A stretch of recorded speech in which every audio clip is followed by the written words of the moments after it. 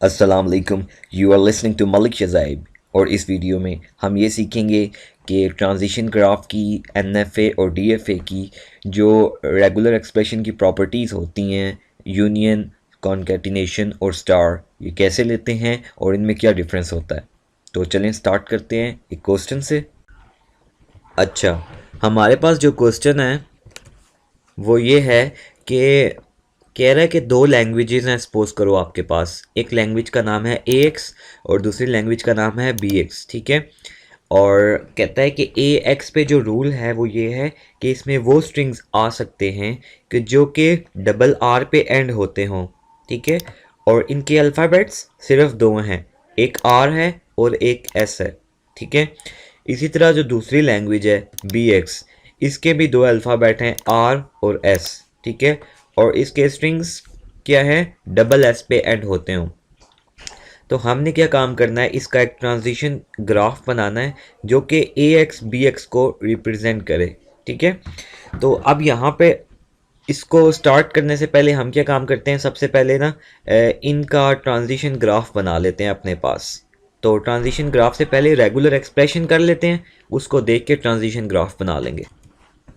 अब आप खुद इस चीज़ को देखें कि इसका रेगुलर एक्सप्रेशन क्या बनना चाहिए। तो जो फर्स्ट लैंग्वेज है उसका भी मैं रेगुलर एक्सप्रेशन बना रहा हूँ ए एक्स का।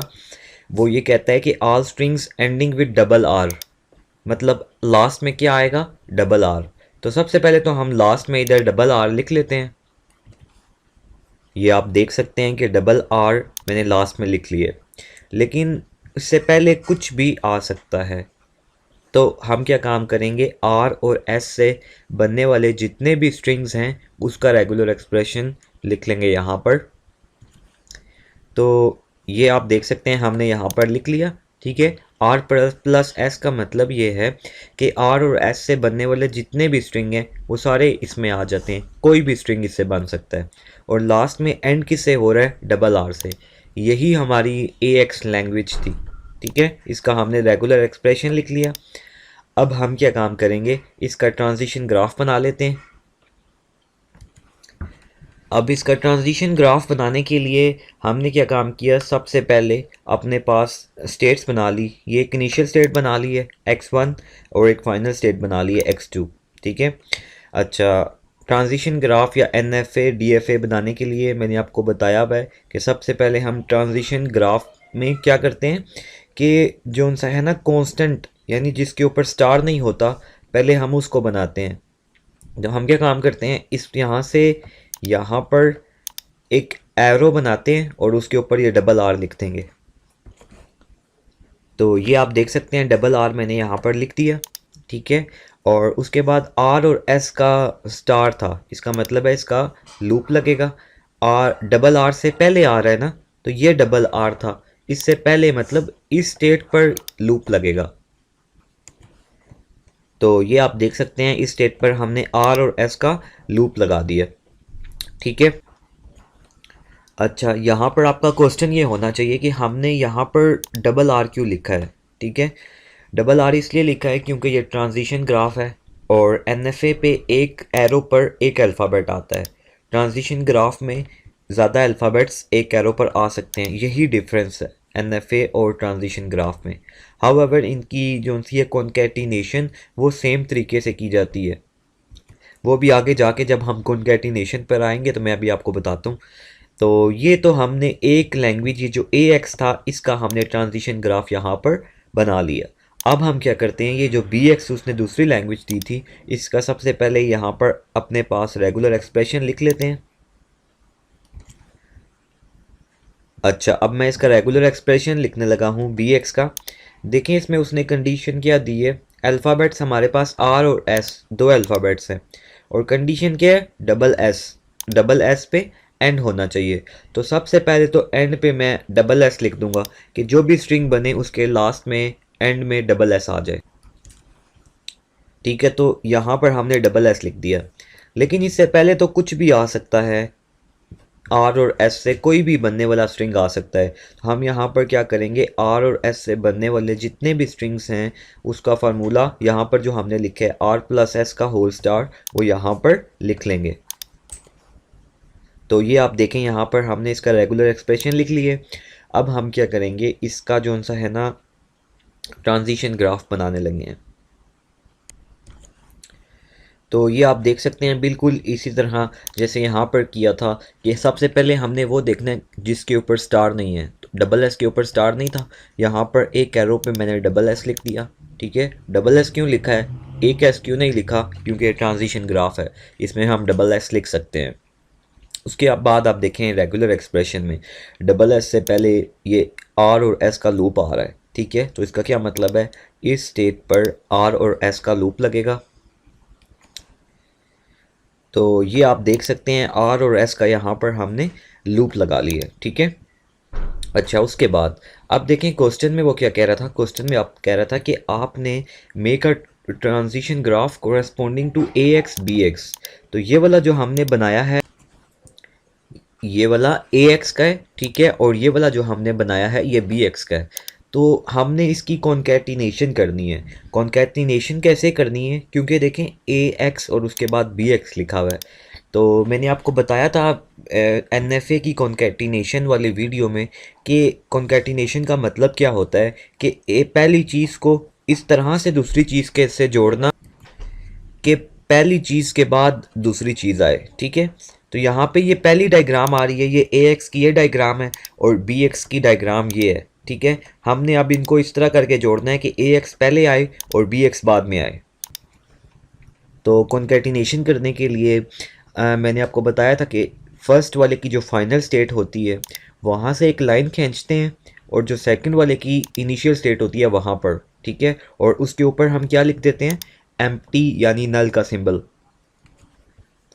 तो ये आप देख सकते हैं इसके ऊपर मैंने एम्प्टी यानी नल का सिंबल डाल दिया और यही डायग्राम आपने बनानी थी, आपने डायग्राम बना ली है। ठीक है, इसको कहते हैं कॉन्कैटिनेशन। सो फाइनली ये आपके पास आपकी डायग्राम आ गई है ए एक्स बी एक्स की। ठीक है, यही आपका सोल्यूशन है। अब अगर इसके अंदर मैं थोड़ी सी वेरिएशन करूं क्वेश्चन के अंदर, यहाँ पे उसने लिखा हुआ है ना ए एक्स बी एक्स, इसका मतलब है कि कॉन्कैटिनेशन। ठीक है, सपोज करें आपको कॉन्कैटिनेशन का नहीं आता पेपर में क्वेश्चन, आपको आ जाता है, आपको पेपर में ये क्वेश्चन आ जाता है ए एक्स प्लस बी आपने लेना है। तो प्लस का मतलब होता है यूनियन। ठीक है, इसी तरह आपने डायग्राम बनानी है। तो आपने सबसे पहले वो जो फर्स्ट लैंग्वेज है ए एक्स उसके लिए ट्रांजिशन ग्राफ बना लेना है रेगुलर एक्सप्रेशन बनाने के बाद। उसके बाद दूसरी लैंग्वेज का रेगुलर एक्सप्रेशन बना लेना है और उसके बाद उसका ट्रांजिशन ग्राफ बना लेना है। जस्ट आपने करना ये है, आपने एक स्टेट बना लेनी है। ठीक है, और उसको आपने इनिशियल बना लेना है, माइनस का सिंबल उसके अंदर डाल देना है। आपने इस जो इनिशियल स्टेट बनाई थी यहाँ से एक एरो बनाना है और जो फर्स्ट वाले की इनिशियल स्टेट थी यहाँ पर। ठीक है, और उसके ऊपर नल का सिंबल लगा लेना है। इसी तरह ये जो स्टेट बनाई थी Z1, यहाँ से हम एक एरो निकालेंगे और सेकंड वाले की जो इनिशियल स्टेट है वहाँ पर ले आएंगे और इसके ऊपर भी नल का सिंबल डाल देना है। ठीक है, ये होगी है यूनियन ऑफ ट्रांजिशन ग्राफ। और एन में यहाँ पे अगर ये एन होता तो उसमें डिफरेंस क्या था, एन का आपको पता है कि उसमें एक इनिशियल स्टेट होती है, उसमें एक से ज़्यादा इनिशियल स्टेट्स नहीं होती। अगर ये एन होता तो सिंपल हमने क्या काम करना था, यहाँ से ये फाइनल इनिशियल स्टेट मिटा देनी थी और ये वाली इनिशियल स्टेट भी मिटा देनी थी। तो ये डिफरेंस है ट्रांजिशन ग्राफ की जो सा है ना यूनियन में और एन की या डी एफ ए में। तो खैर टेबल बनाते हैं एन की यूनियन लेने में। ठीक है, तो अभी तो खैर ये जो सा है ना ए की ट्रांजिशन ग्राफ है, इसमें एक से ज़्यादा इनिशियल स्टेट्स हो सकती हैं, तो मैंने इसको वापस लिख दिया है। ठीक है, क्लियर है। लेकिन मैंने आपको ये बताया है अगर ये एन होता तो हम यहाँ से इसकी इनिशियल स्टेट को रिमूव कर देते और ये वाली इनिशियल स्टेट भी रिमूव कर देते जैसे हम पहले पढ़ के आए हैं। तो फाइनली ये हमने किसकी डायग्राम बना ली है, ए एक्स प्लस बी की। याद रखना कि अगर ए और एक्स और बी एक्स के दरमियान प्लस आ रहा हो इसको यूनियन कहते हैं, और ए एक्स और बी एक्स के दरमियान डॉट आ रहा हो इसको कॉन्कैटिनेशन कहते हैं। अगर डॉट भी नहीं आ रहा, मल्टीप्लाई आ रहा है, इसको भी कॉन्कैटिनेशन कहते हैं। ठीक है, इसी तरह अगर कुछ भी नहीं आ रहा तो इसका मतलब होता है वो उनके दरमियान डॉट ही है, इसको कॉन्कैटिनेशन ही कहते हैं। बिल्कुल इसी तरह अब अगर आपको पेपर में थोड़ी सी और वेरिएशन से क्वेश्चन आ जाए, ये वाला क्वेश्चन भी आपको सपोज करें कि नहीं आता, यूनियन लेने का नहीं आता, ठीक है, आपको पेपर में क्वेश्चन आ जाता है कि आपने क्या काम करना है, आपने ए एक्स का स्टार निकालना है। ठीक है, तो उसी तरह आपने सबसे पहले ए एक्स का क्या काम करना है, ये लैंग्वेज थी ए एक्स, इसका रेगुलर एक्सप्रेशन बना लिया, और उसके बाद आपने उसका ट्रांजिशन ग्राफ बनाना है। ठीक है, और इसका स्टार लेना बहुत आसान है, तो सिंपल आपने क्या काम करना है, ये x1 जो स्टेट थी यहाँ से x2 पर एक एरो बना लेना है और उसके ऊपर नल का सिंबल लगा लेना है। ठीक है, तो ये आपके पास एक तरफ से नल हो गया। ठीक है, और फिर x2 से वापस x1 पर एक नल का सिंबल बना लेना है। ठीक है, और इस तरह आपका ये ए स्टार की डायग्राम बन जाएगी। तो ये हमारे पास कौन सी डायग्राम बनी है, ए एक्स स्टार की। ठीक है, इसी तरह अगर आपको बी एक्स स्टार की डायग्राम बनाने के लिए कहा जाए तो आपने क्या काम करना होगा, बी एक्स स्टार का निकालने के लिए y1 से एक एरो बना लेना है y2 पर और उसके ऊपर नल का निशान, इसी तरह y2 से y1 पर एक एरो बना लेना है और उसके ऊपर नल का निशान बना लेना है। तो ये आपके पास आ जाएगा बी एक्स का स्टार। ठीक है, ये ए एक्स का स्टार आ गया, ये बी एक्स का स्टार आ गया। इसी तरह अगर एक और वेरिएशन हो पेपर में क्वेश्चन में कि ए एक्स का स्टार और बी एक्स का स्टार आपने फाइंड करना है, सबसे पहले आपने क्या काम करना है, ए एक्स का स्टार फाइंड कर लेना है, वो ये देखें हमने यहाँ पर फाइंड किया है अभी। ठीक है, फिर बी एक्स का स्टार फाइंड करना है, वो हमने यहाँ पर कर लिया है। अब इनकी दोबारा देखें क्या हो रही है, कॉन्कैटिनेशन। आपने क्या काम करना है, इन दोनों को कॉन्कैटिनेट कर देना है। तो ये आप देखें इसकी फाइनल स्टेट से इसकी इनिशियल स्टेट पे हमने एक एरो बनाया और उसके ऊपर ना लिख दिया, अब इनकी कॉन्कैटिनेशन हो गई है। तो ये हमने फाइंड कर लिया ए एक्स का स्टार कॉन्कैटिनेशन बी का स्टार, बी एक्स का स्टार। ठीक है, तो इस तरह की कोई भी वेरिएशन आ सकती है। इसी तरह वो आपको ए एक्स प्लस बी एक्स का फाइंड करने का कह सकता है। ठीक है, तो अभी आपसे मेरा एक क्वेश्चन है, क्वेश्चन ये है कि डीएफए की कॉन्कैटिनेशन के लिए या डीएफए की यूनियन के लिए हम क्या करते हैं, ट्रांजिशन टेबल बनाते हैं, लेकिन एनएफए या ट्रांजिशन ग्राफ के लिए हम अगर इनका यूनियन फाइंड करना हो या कॉन्कैटिनेशन फाइंड करनी हो तो इनका ट्रांजिशन टेबल नहीं बनाते। ये क्यों नहीं बनाते, ये मुझे आपने इसका आंसर देना है कमेंट्स में, और फिर जिसका आंसर ठीक हुआ ना उसको इनाम भी मिलेगा। ठीक है, ओके, इस वीडियो के लिए फिर इतना ही, फिर मिलेंगे नेक्स्ट वीडियो में। अल्लाह हाफिज़, टेक केयर, अपना ख्याल रखिएगा।